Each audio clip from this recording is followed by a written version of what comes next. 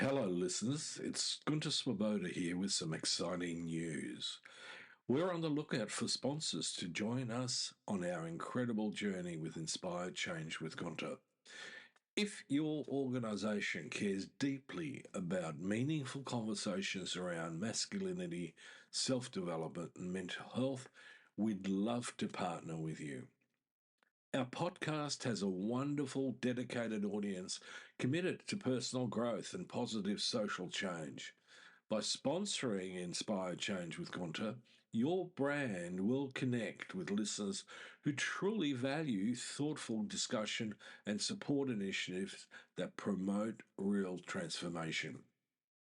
We're incredibly proud to be ranked number one in Australia and number 5 in the USA on FeedSpot's top men's mental health podcasts to listen and follow in 2024.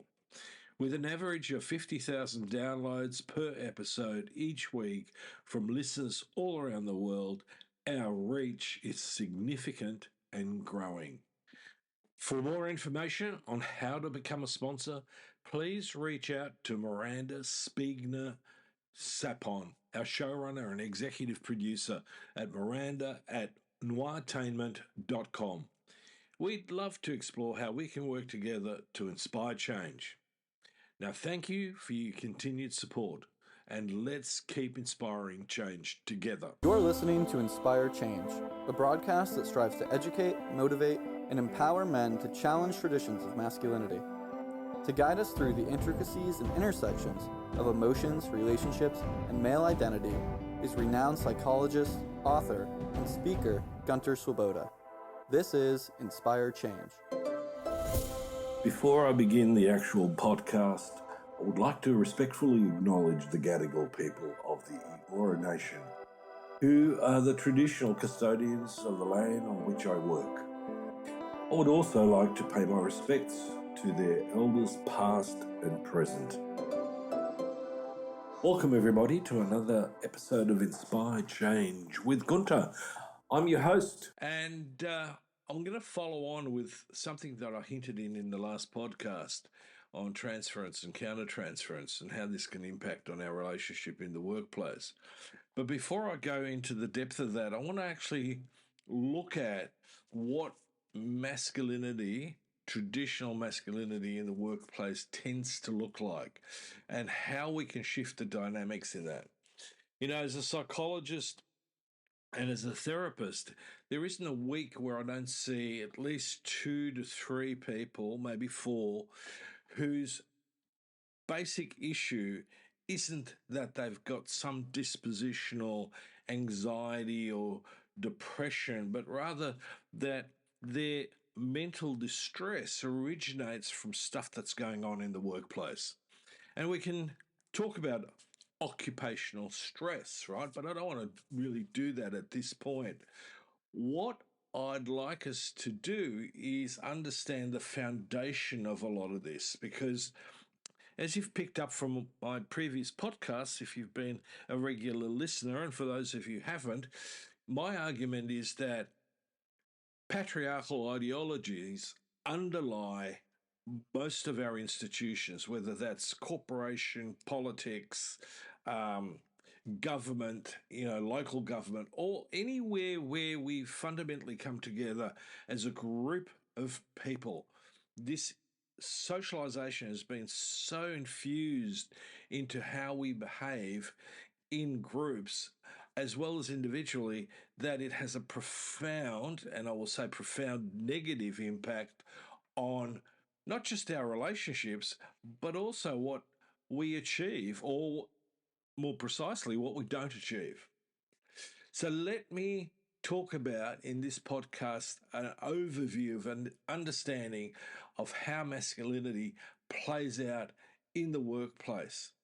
Because at the moment, our workplaces, our community is generating psychological distress, but it's also generating physical illnesses in that context. We can't separate the two out.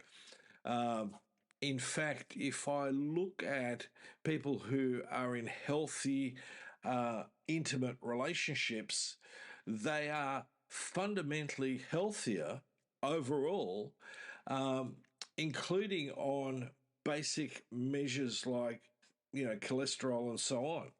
And that healthiness extends our lifespan by around 7 years. And there's a very good study that's been done by Harvard in that regard.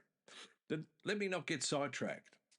So, in this podcast, I'm going to quickly talk about traditional roles, the masculinization of women in the workplace, issues about dominance and control, especially coercive control, and how we can transform these dynamics for the better. So let's dive into this. Okay, historically, workplaces fundamentally have been dominated by traditional masculine norms. So we're talking about, again, being territorial, being hierarchical, being acquisitional, being competitive, and being combative. And in that context, men and women who subscribe to the socialization in order to, in essence, compete within that framework or survive in it, uh, tend to be higher on indices of narcissism, lower in empathy, and particularly, um, you know, ambitious in an unhealthy way. In other words, you're going to climb the ladder of success by leaving debris behind, including, the proverbial figurative bodies. So these traits are often seen as strengths, unfortunately, and they fundamentally have shaped how we measure success and who gets ahead. However, these traits tend to lack any sort of emotional, authentic expression.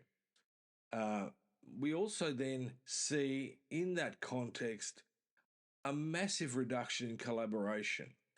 It's always the relationships are transactional and are based on, how you can progress. So often your own political or your own corporate career is more important than either the outcomes, the stuff that you're meant to produce within that environment, and the relationships that you're embedded with. So, for example, in dominant traditional masculine environments, we tend to see a reduction in job satisfaction. We tend to see, poor morale, an increase in absenteeism, an increase in what I call retributional claiming, which is fundamentally when people get to the point where they can't literally make themselves go to work anymore, and they begin to use the system like workers' compensation to get back at the system. Now, in a lot of cases, those people are legitimately psychologically, physically in distress. But they don't seem to be able to feel that they can initiate appropriate changes through the hierarchy in the workplace. The common thing that I get from people is, the senior management and the executives won't listen to us. Okay. And this has a profound impact. We're talking about culture, we're talking about leadership styles. So to have this context running, um, one of the things you've got as an employee is you either, conform or you challenge. Now, generally speaking, challenging just gets you more of the same, and they often turn up the heat. And they're often things what I call retributional behaviors, when people are held to account according to, better policies and procedures. I see this when, managers have been investigated for harassment or for bullying or for coercive control. Unless they really come to the party and are managed themselves in a more to be more appropriate, they take it out on their employees. And so we've got the same, feedback loop of where people just fundamentally get burnt out. Now, burning people out is actually a highly expensive exercise. Okay. And I'm going to leave that for another time. So let me get on with this idea about what it is that happens, especially to women in a highly masculinized workplace. We can see that women have a choice in this. They either play the boys' game or they try to do it in their way. But unfortunately, neither of those approaches actually fundamentally work to any form of satisfaction. So let me talk about, what happens when women, adopt a traditional male approach to their work, to their, team building, to their leadership. And the thing that happens is that women then tend to become more assertive, but the men will interpret that assertion as being aggression. And so this is one of the first problems that emerges is that you play the game as a woman, but you still get then called out on it for being a ball buster. And, that locks you in. So where do you go with that? And so one of the effects of this for a lot of women is that they become more compliant, more biddable. So often they'll attach to who they see as being the most powerful person in the group. And, again, there's no such thing as the alpha leader. So let's cut that out. So, women then face a double standard. Now, you also get that if you happen to be a male who doesn't conform to the traditional male role model or to the traditional expectation of what you should be as a bloke. So we begin to see that this double bind not only affects women's career trajectories, but also some men's. And it continues to reinforce harmful stereotypes. Not only that, but now what we're seeing is we're seeing a lack of diversity in leadership styles, especially healthy ones. And again, it perpetuates a very narrow view of what success actually looks like. My wife and I have been binge watching Game of Thrones and now House of Dragons, and I could apply what we see there, to some degree into lots and lots of organisations and corporations, and people are quite happy to justify why they're using this.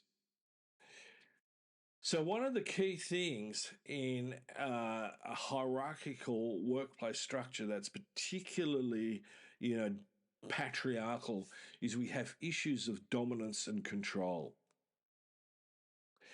Now, it's not just control. There are levels of control that are necessary in a workplace. But what I'm talking about especially is coercive control, where there's manipulating, intimidating, and dominating behaviors by one person to control others and maintain their power. Now, this creates a highly toxic environment, and it really stifles creativity and growth because no one really is going to speak the truth. Now, coercive control can also be very, very subtle. Things like withholding information, micromanaging. And on the other hand, it can be really overt, like bullying and harassment. And this includes sexual harassment. And a lot of women fundamentally are loath to come forward because it can cost them, to a large degree, a career trajectory. So let's, in this time we've got left, talk about transforming the workplace to be more humanistic rather than, entrenched in patriarchy. So what we need to begin to do is we need to redefine leadership and success. And fundamentally, out of that, we need to remove the idea of status and prestige, the way that we have attached ourselves to it. We need to emphasize qualities like emotional intelligence, social intelligence. We need to, emphasize inclusivity, and we need to focus on teamwork over and above traditional dominance. Teamwork, a flatter structure, where people, focus on cooperation, they focus on trust, they learn how to deal with conflict in an appropriate way, because conflict can be healthy and stimulating. And so that's really important. We need a commitment to the team and the organization. We need to have strong accountabilities, and we need fundamentally to be able to pay a laser focus to attention to results. Now, the person who came up with this particular model was a guy called Patrick Lencioni, and I think it's a really good, solid, rational foundation to build an organization on, because we are not dominated by the leaders, the people who are at the top as the CEO. We shine a light on them, and unfortunately we have over rewarded them financially and materially in the media. But you take that person out, and if you put the right people in place, the company will still run. But you take out the worker, the employee, the middle management, the senior, some of the senior managers who work with a solid leadership style, the company, collapses eventually. Who's going to make the widgets, right? Who's going to get things done? So the idea of simply being leadership to come up with ideas and, massage the bottom line so it looks good in the account books, it's not really the job. The job is bigger than that. So we need to emphasize a much, much more humanistic connection with each other in order to get rid of this toxicity. So what are some of the actionable steps that people can take? And I'm speaking to leadership here. If you own a company, run a company, then this is, basics 101. And, I don't accept but you're not in the real world. That's crap, right? We know this from research. So the first thing is, we need to promote emotional intelligence throughout the company, encourage leaders to develop and practice it. They need to understand their own emotions, and this is where I'll go back into the previous podcast. The person needs to understand the ghosts of their past so they don't bring them into their current relationships. They need to understand their level of self-esteem. They need to understand whether they have true confidence or whether it's a defense mechanism because you've been narcissistically wounded. We need to champion diversity. Like in a team, if I've only got optimists on it, it's going to be like being on the Titanic that's sinking and everyone goes, oh, we'll just move aft. That's not underwater yet. The other part to this is that we really need to focus on strong training programs, but not just about, giving people well-being programs because everyone's in a state of distress. That doesn't get traction. We know that. Research tells us it doesn't get traction. We need to have stuff that gets embedded into the fabric of the organizational culture. They need to be not short hits that are discrete. They need to be integrated, continuing. Workshops and training sessions are fantastic, but they need to be supported by ongoing leadership and management processes, especially things like stuff on unconscious biases, inclusive leadership, and conflict resolution or management. All the employees need to be equipped with this stuff, not just certain sections of it. And that's where we're going to begin to see a change.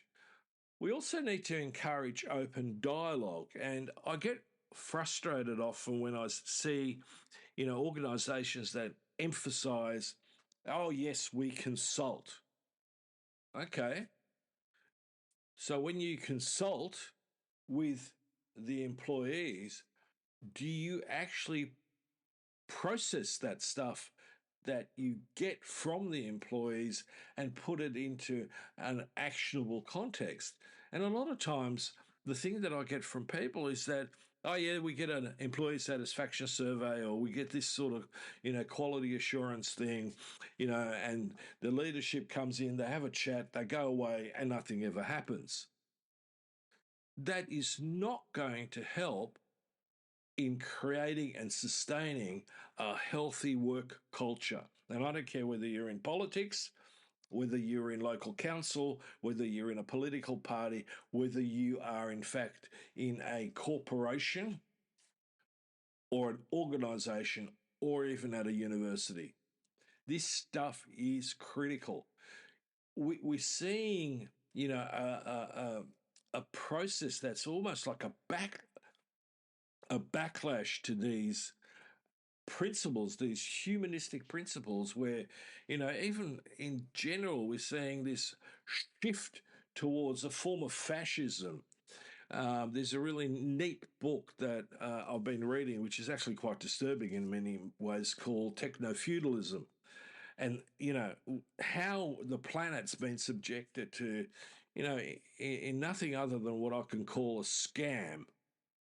All right, so if you're interested in that book, please read it, especially if you are in business and you are either in the big business group and you need to take some ethical lessons out of this, or whether you're the little guy trying to figure out how to get the bank to give you some money because they're giving all the money to the big end of town.